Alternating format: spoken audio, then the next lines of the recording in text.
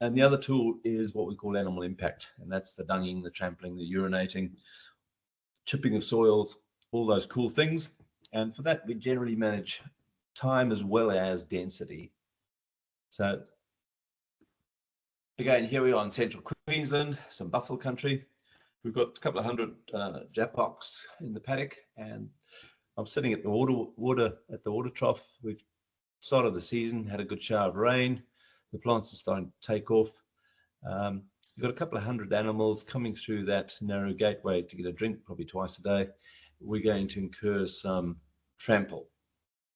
And again, often the paradigm around trample is it's a very negative thing, but if well managed, it can be extremely stimulating and good for environment. So there we are 2 days later, and again, often people say, oh, yeah, we've done some damage. But as long as we manage time, if we allow for recovery of plants and soils, where is the best plant growth? Where's the most nutritious plants? Where's the best plant spacing? Right there where it got hammered the most. And again, at some point in time, we're going to have to get those animals back into that paddock. And again, they're going to create a lot of trample. And as long as we allow recovery, once again, where is all the best, sweetest, juiciest, most dense plants? It's right there where it got trampled the most. So trample can be a very valuable tool, but it has to be managed. We've all seen tracks down to waterholes where the animals aren't managed and they just track day after day after day.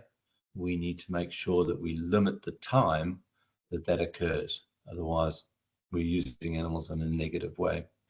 Another point there, if I said to you, what is all that green stuff? Some of the more observant people might say, oh, it's buffalo grass. Yes, it is.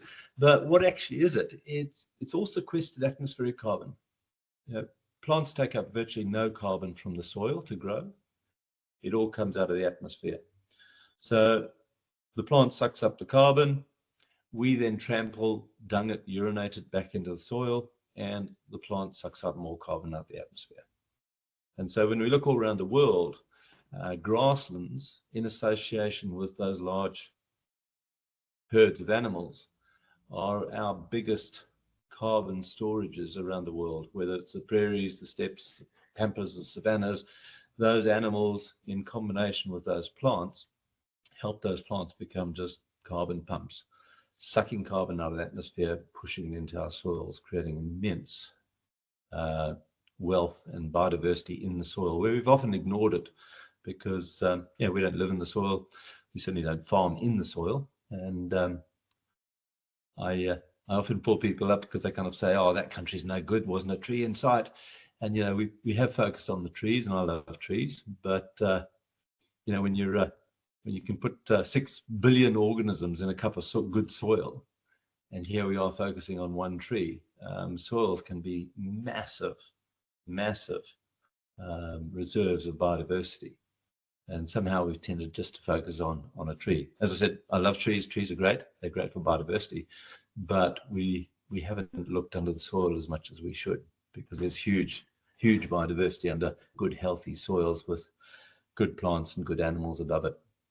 So again, those animals are giving us 2 tools, and we need to plan for recovery. We need to plan for animal impact when we want it, but it requires a plan. It's another aspect of managing livestock, and that is a hugely complicated business, and therefore we need tools to help us manage that complexity, because as humans we don't do complexity well.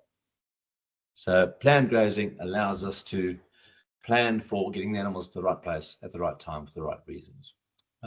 This is just another gateway, and again, just getting that concept of allowing time for recovery, time for those plants to suck carbon out of the atmosphere, sequester it in their roots and their hypocotyl, and then putting animals in to trample, to dung, to urinate, and to push that carbon back in the soil. So here's just a narrow gateway. We've got 250 steers coming through there, and then we allow recovery. At some point in time, those cows are going to have to come back through that gateway again, and then we allow recovery.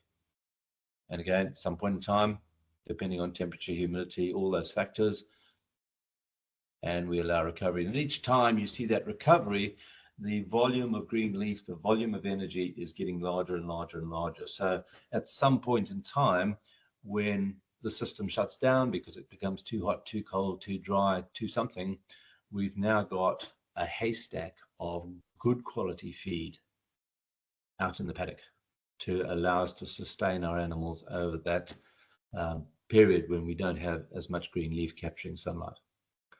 So again, allowing for recovery from both grazing and trampling.